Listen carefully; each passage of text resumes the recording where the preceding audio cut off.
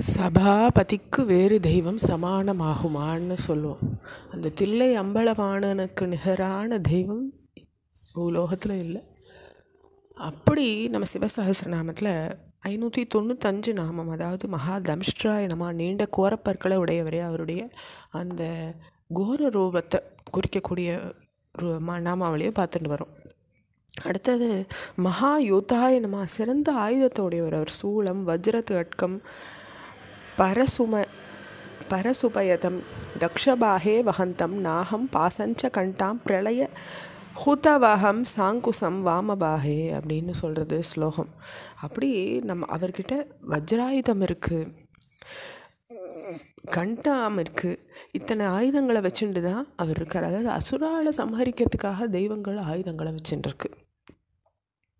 பகுதா நிந்திதாய நம, பலவாராய் நிந்திக்கப்பட்டவரே. அதாவது அவரை பிக்ஷாண்டின்னு சொன்னால், பித்தான்னு சொன்னால், இத்தனை அவருடைய நாயன்மார்களே அவரை பலவிதமாக நிந்திச்சிருக்காங்க. பிக்ஷாடனரே, இப்படி ஆடை இல்லாமல் இருக்கிறே அப்படின்னுட்டு அவருக்கு ஒரு இதுவாக சொன்னது இருக்குது. மதி நிறைஞ்சவா அவளை ஆராதிக்கிறானோ, மதி இல்லாதவா அவளை வெறுக்கிறானோ காளிதாசர் சொல்கிறார்.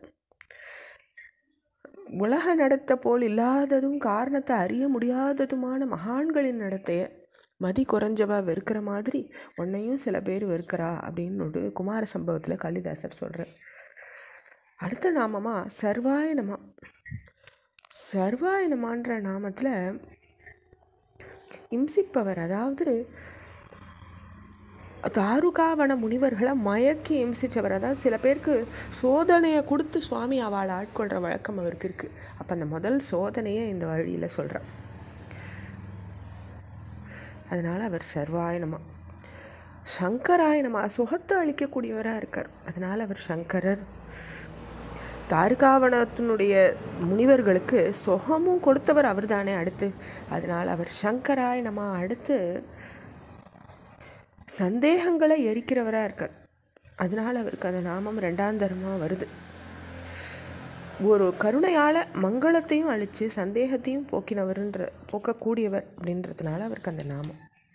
தூமகேதவே நம, வால் நட்சத்திரமாக இருக்கக்கூடியவர். ஸ்கந்தாய நம, சுப்பிரமணிய ஸ்வரூபத்தில், அதாவது முருகர் ஸ்வரூபத்தில் நம்ம பார்க்குறதும் அந்த சுவாமியை தான் பார்க்குறோம்.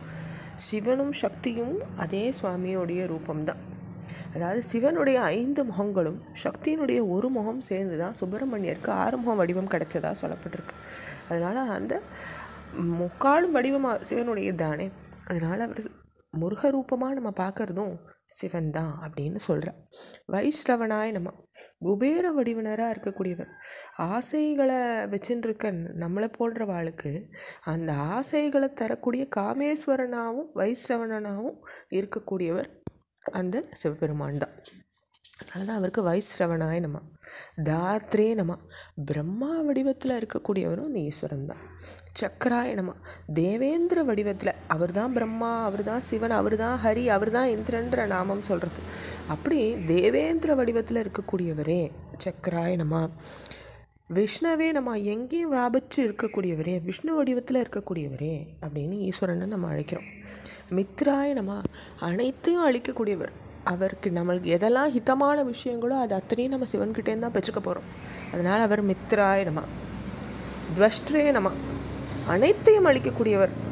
இந்த நாம் மித்ராயில் பார்த்தோம். துவஷ்ட்ராய நம்மால் விஸ்வகர்மா வடிவத்தில் இருக்கக்கூடியவர். அதாவது அனைத்து பொருள்களையும் ஆக்கிற சக்தி அவர்கிட்டேருந்து தான் இருக்குது. அவர் தான் அத்தனையும் உருவாக்கி கொடுத்துருக்காரு, நம்ம அதை ஆண்டுன்னு இருக்கோம். அப்படி துவஷ்ட்ரே நம்ம அனைத்தையும் அளக்கக்கூடியவராக இருக்கார். துருவாய நம, விஸ்வகர்மா வடிவத்தில் இருக்கார். துவஷ்ட்ரே நமால. துருவாய நமால துருவ நட்சத்திர வடிவத்தில் இருக்கார். தராய நம, தரன் அப்படின்ற வசு வடிவத்தில் சுவாமி தான் இருக்கார். இதோடு நம்ம 625 நாமங்களை பூர்த்தி பண்ணிக்கிறோம். ஓம் நம சிவாய.